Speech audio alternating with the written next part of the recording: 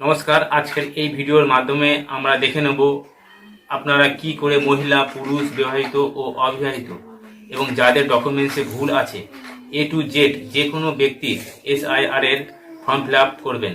আচ্ছা, form fill up করার আগে একটা কথা বলে নিই। এই SIR হলো আপনার ডকুমেন্টস রেডি করার একটা সুযোগ। এই ফর্মের এই যে উপরের সাইডটা, মানে এই উপরের ঘরগুলো হলো 2025 অনুযায়ী কি হওয়া দরকার বা যেটা আপনার সঠিক নাগরিকত্বের প্রুফ, সেটা এখানে দিতে হবে। আর এই নিচের ঘরগুলো হলো 2002 সাল অনুযায়ী যা ছিল, মানে ঠিক বা ভুল যাই ছিল সেটা এখানে দিতে হবে। এবার ধরুন আপনার 2002 সালের লিস্টের নাম যদি থাকে, তখন আপনি এই নিচে বাঁ সাইডের ঘরগুলো ফিল আপ করবেন। সেটা আপনার 2002 সাল অনুযায়ী ঠিক বা ভুল যাই ছিল সেই এই একইভাবে আপনাকে এখানে দিতে হবে। আর 2002 সালে যদি আপনার লিস্টে নাম যদি না থাকে, তাহলে এই নিচে ডান পাশের ঘরগুলো ফিল আপ করতে হবে। এবার ফিল আপ করার সময় তার পিতা বা মা অথবা দাদু ঠাকুমা যে কোনো একজনের নাম নিয়ে বা ধরে ফিল আপ করতে হবে। তারপর ধরুন অনেক মহিলা চাইছেন বা ভাবছেন, আমার অভিভাবক এখন আমার স্বামী, এখানে কি স্বামীর নাম দেওয়া যাবে না? হ্যাঁ, আপনার স্বামীর নাম দেওয়া যাবে। সেক্ষেত্রে স্বামীর নাম দিলে আপনার বাড়িতে নোটিশ আসতে পারে। আসলে ফর্মের পেছন সাইডে যে 11টি ডকুমেন্টসের উল্লেখ আছে, তার মধ্যে যে কোনো একটি ডকুমেন্টস দেখিয়ে আপনাকে প্রুভ করতে হবে আপনি ভারতীয়। তবে বেস্ট অপশন হলো বাবা, মা, দাদু ঠাকুমা। এবার ধরুন মহিলাদের ক্ষেত্রে যেসব মহিলারা যাদের বিয়ের আগে হোক বা বিয়ের পরে হোক, যদি তাদের 2002 সালের লিস্টে নাম থাকে, এরা সব এই নিচে বাঁ দিকের ঘরগুলো ফিল আপ করবে। তারপর যেসব মহিলাদের 2002 এর লিস্টে নাম নেই, সেটা বিয়ের আগে অথবা বিয়ের পরে হতে পারে, তারা সবাই এই নিচে ডান দিকের ঘরগুলো ফিল আপ করবে। মোটামুটি যেই হোক, তার যদি 2002 এর লিস্টে নাম থাকে, সে এই নিচে বাঁ দিকের ঘরগুলো ফিল আপ করবে। আর 2002 এর লিস্টে নাম যদি তার না থাকে, সে এই নিচে ডান দিকের ঘরগুলো ফিল আপ করবে। সেটা ভুল থাকুক বা ঠিক থাকুক, সেটাই কিন্তু দিতে হবে। আর হ্যাঁ, এই উপরের ঘরগুলো সবার জন্য, তাতে 2002 সালের লিস্টের নাম থাকুক বা না থাকুক, প্রত্যেকে ফিল আপ করতে হবে। এক কথায় বলা যেতে পারে যে নির্বাচকের নাম ফর্মে আসবে তাদের প্রত্যেকে, মানে সবারই এই উপরের অংশে ফিল আপ করতে হবে 2025 সাল অনুযায়ী। তাহলে প্রথমেই লাইন বাই লাইন আমরা বোঝার চেষ্টা করব। প্রথমে দুটো লাইন লেখা আছে ভারতের নির্বাচন কমিশন গণনার ফর্ম, এই দুটো জিনিসে হাত দেওয়ার দরকার নেই। তারপর থার্ড লাইনে বলা হয়েছে name and contact number of BLO, আপনার বাড়িতে যিনি ফর্ম ফিল করবেন তার নাম এবং ফোন নাম্বারটা এই 3 নম্বর লাইনে লেখা থাকবে। যদি কোনো রকম অসুবিধা হয়, ফর্ম কবে আপনি তাকে দেবেন বা ফর্ম ফিল আপ করতে কোনো রকম অসুবিধা হলে আপনারা এই নাম্বারে তাদের সাথে যোগাযোগ করতে পারেন। এরপর চলে আসছি নিচের 5টা যে বক্স আছে, সেখানে কি কি লেখা আছে। প্রথমে লেখা আছে নির্বাচকের নাম, তার সাথে 2025 সাল অনুযায়ী তার ভোটার কার্ড নাম্বার যেটা আছে সেটা এখানে লেখা থাকবে, এবং 2025 সাল অনুযায়ী তার ভোটার কার্ডের ঠিক যে ঠিকানাটা আছে সেই ঠিকানাটাই এই ঠিকানার ঘরে লেখা থাকবে, বাংলায় লেখা থাকবে। এই ঘরটায় আপনাকে কিছু হাত দিতে হচ্ছে না, কিছু ফিল আপ করতে হচ্ছে না। চলে আসছি পাশের ঘরে। পাশের ঘরে এখানে 2025 সালে ভোটার লিস্টে অনুযায়ী সেই ভোটারের ক্রমিক সংখ্যা, অংশ নাম্বার এবং তিনি কোন স্কুলে ভোট দেন সেটা লেখা থাকবে। বিধানসভা বা লোকসভার নাম এটাও লেখা থাকবে, এবং রাজ্যের নাম যেটা আছে সেটা এখানে লেখা থাকবে। এগুলোতে আপনার হাত দিতে হচ্ছে না, জাস্ট লেখা থাকবে, আপনি এবার দেখে নেবেন। তারপর এখানে একটি কিউআর কোড আছে, এটা স্ক্যান করে আপনি সব ডিটেলস পেয়ে যাবেন। এখানেও কিছু করতে হবে না।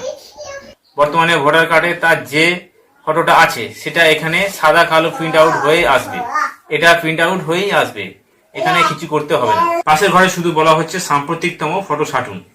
এই পাশের যে ঘরটা ফাঁকা আছে, এই ঘরটায় আপনার একটা recent colour passport size photograph paste করতে হবে। খুব বড় দেবেন না, মোটামুটি এই ঘরটার মধ্যে ধরে এরকমই একটা দেবেন। ফটো নিয়ে একটা কনফিউশন আছে, অনেকেই বলছেন সাদা ব্যাকগ্রাউন্ড হলে হতে হবে কিনা। অনেক বিরলই বলছেন ব্যাকগ্রাউন্ড যেন সাদা হয় এরকম ফটো দিতে, কারণ অনলাইনে ভোটার কার্ড যখন করা হয় না, ওখানেও মেনশন করা থাকে সাদা ব্যাকগ্রাউন্ডের ফটো। যদিও অনেকেই সেটা মানেন না, বিভিন্ন রকম ব্যাকগ্রাউন্ড দিয়ে দেয়, তাতেই ভোটার কার্ড চলে আসে। কিন্তু এখানে যখন পেস্ট করবেন না, সাদা বা লাইট কালার ব্যাকগ্রাউন্ড ফটো এখানে পেস্ট করবেন। তারপর বলা হচ্ছে জন্ম তারিখ, তারিখ, মাস আর বছর অনুযায়ী। এখানেও অনেক কনফিউশন আছে। অনেক বিবাহিত মহিলার ভোটার কার্ডটি হয়তো অনেক পুরনো, সেখানে শুধু সালটা দেওয়া আছে বা লেখা আছে 1995 সাল অনুযায়ী বয়স এত, এটা লেখা আছে। পুরো জন্ম তারিখ, মাস, সাল কিছুই লেখা নেই। সালটা লেখা আছে আর কি, কিন্তু মাসটা আর ডেট লেখা নেই। যদি আধার কার্ডে বা প্যান কার্ডে সঠিকটা থাকে, সঠিকটাই এখানে লিখে দেবেন, সেই অনুযায়ী লিখবেন। ভোটার কার্ডে কি আছে লেখার দরকার নেই। আধার কার্ড নাম্বার ঐচ্ছিক দিতে পারেন, নাও দিতে পারেন, তবে দিয়ে দিলে ভালো।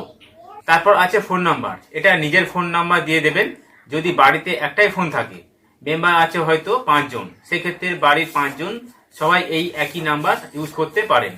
এর জন্য আলাদা কোনো ফোন নাম্বার লাগবে না। তারপর বলা হয়েছে পিতা বা অভিভাবকের নাম। এখানে মানে যে ব্যক্তির ফর্ম ফিল আপ হচ্ছে সে যে কেউ হতে পারে, তার বাবার নাম লিখবেন। সেক্ষেত্রে যেহেতু এখানে বাবার নাম বা মানে পিতার নাম বলেছে, সেই জন্য এখানে পিতার জায়গায় টিকমার্ক দেবেন। তারপর আছে ভোটার কার্ড এপিক নাম্বার। এখানে যে ব্যক্তির ফর্ম ফিল আপ করছেন তার যে পিতার জায়গায় বাবার নাম দেওয়া হয়েছে, সেই ব্যক্তির মানে বাবার 2025 সাল অনুযায়ী ভোটার কার্ডের এপিক নাম্বার দেবেন। যদি থাকে দেবেন, না থাকে দিতে হবে না, ফাঁকা থাকবে। তারপর চলে আসছি মায়ের নাম। এখানেও মায়ের নাম 2025 সাল অনুযায়ী যা আছে তাই লিখে দেন। তারপর আছে মায়ের এপিক নাম্বার। এখানে মা যদি জীবিত থাকেন, তার যদি এপিক নাম্বার থাকে, সেটা 2025 সাল অনুযায়ী এখানে লিখতে হবে।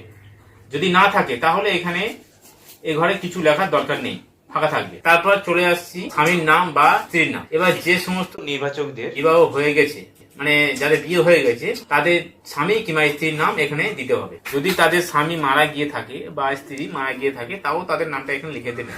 যদি না থাকে, কিছু লেখার দরকার নেই, সবকিছু হবে এখানে 2025 সাল অনুযায়ী। 2025 সালে যেটা আছে সেটাই এখানে লিখে দেবেন। আশা করি উপরের ঘরটা আপনাদের ক্লিয়ার হয়ে গেছে।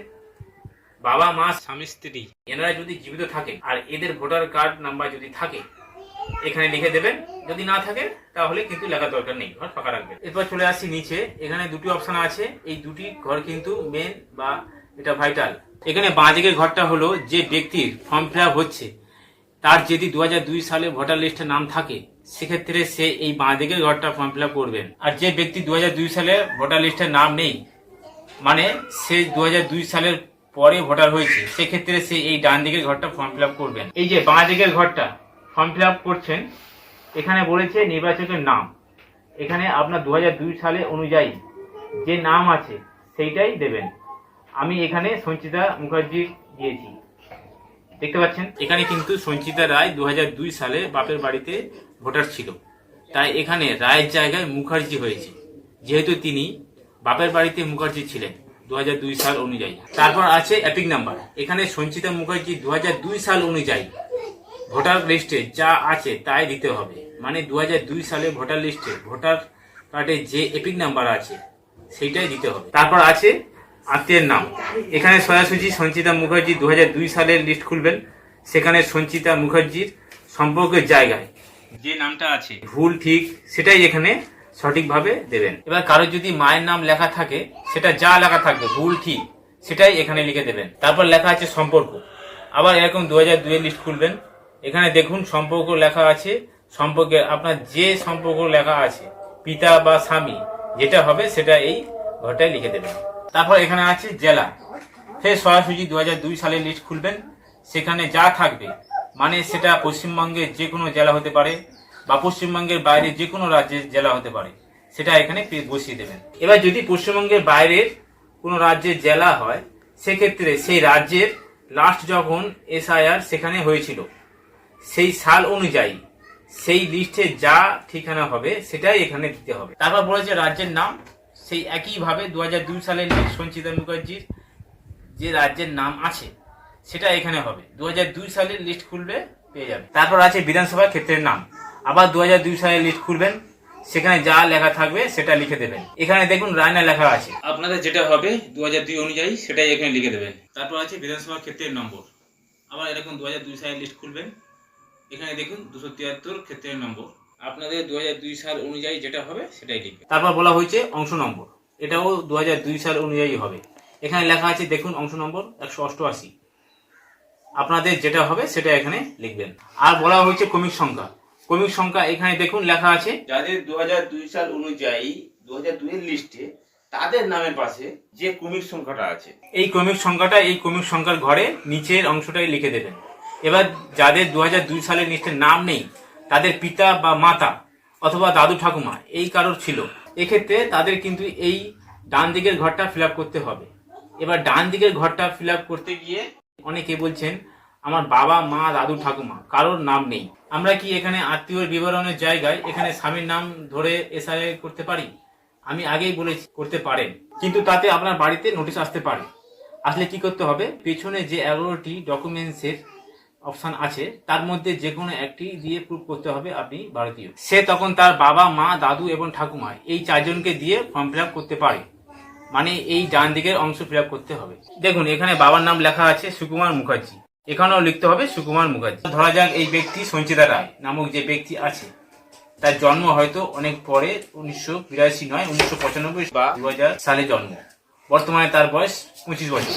এবার রিসেন্টলি তার হয়তো ভোটার কার্ড হয়েছে, 2002 সালে তার নাম থাকেনি।